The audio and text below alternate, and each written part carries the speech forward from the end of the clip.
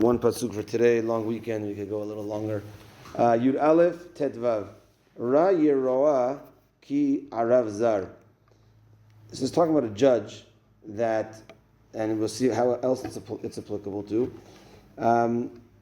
is bad. It's a bad thing for this judge feels bad when he's a guarantor for someone, for a stranger. V'soneh, and hates Tok'im Boteach, those that have confident handshakes.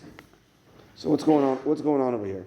So the Gaon of Vilna explains when it comes to lending, there's two types of guarantors in halakha as well: arev stam and arev kablan. So guarantor is you lend this guy Reuven money, and he's I want a guarantor. He brings his friend Shimon as a guarantor. Now a regular guarantor is I go to my friend Reuven after the loan is up, and I say, hey, you owe me the money. So I go to him first, and he says, well, I don't have. You could go to the guarantor. You go to Shimon, the guarantor. Arev Kablan, a higher level type of guarantor, is that you could go to the guarantor first. You don't even have to go to the guy who you lent the money to. You could even go to the Shimon, the guarantor. You go to him first. That's Arev Kablan. So the Gaon of Vilna explains that these are the two types of Talmidei Chachamim that teach Torah to Bnei Israel. There is regular teachers that teach Torah to Bnei Israel, and then there's Dayanim, and there's judges.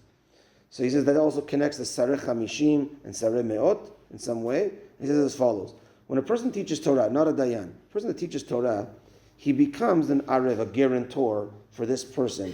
Why? So what happens is when a person teaches, so he teaches a halakha, he teaches laws, and now this person, if he makes a mistake based on the teaching of the rabbi, then the rabbi is going to get punished for it. So that's like the guarantor, that a regular guarantor doesn't get punished, so to speak, until the person himself makes the mistake. If he makes the mistake based on the bad teaching, then the guarantor is accountable. This reminds me, I mentioned this before, it reminds me of my Rosh Kollel before coming to Canada to be a rabbi. He told me, you should know, as a rabbi, you got to be very careful, because he says when a person asks you a question, you should know they're going to go to Gan Eden, just for asking a halakha question. Why? Because they did their part.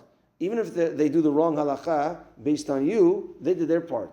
But now you could go to Gehinam based on their question. I said, how can I go to Gehinam? He said, because if you tell them the wrong answer, right, they're going to eat not kosher or whatever it is, but it was based on you, they're going to Gan Eden. They did the right thing. They asked the rabbi. But if the rabbi didn't know, then you could go to Gehinam based on their question. So you got to be very, very careful.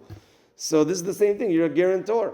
Then he gets to the next level. Is a Dayan is an Arev Kablan. What happens, he says, a Dayan, there's a Bet Din, and they rule the money from Reuven has to go to Shimon. That's the ruling. So Reuven has now no more, he lost the case. Money goes to him. They leave. Now, it could be that, let's say that if the Dayan was wrong, then right away, once Shimon uses that money, whatever, already, even though this person, Shimon, thinks he's in the right or whatever, already the accountability is going on the Dayanim. So it's a higher level. He doesn't have to wait, his psak, maybe this person, will learn from someone else, whatever. Right away, when the Dayanim make the law, they said, I'm sorry, sir, you lost the case, the money goes to him, or the money goes to him, whatever it is, right away, they are punished, so to speak, for what they've done because they ruled in a wrong situation. So plugging that back into the Pasuk is that they don't like to be a guarantor for a stranger. It's a regular guarantor. And they don't like the handshake of the person that is calm, that's boteach, because the people that do a deal, their handshake is good. They go to the Dayanim, this is our case, and then they rule, okay, the money's with Shimon. And they say, okay, fine, even though it's difficult for me, I lost the case. They give a handshake, okay, goodbye.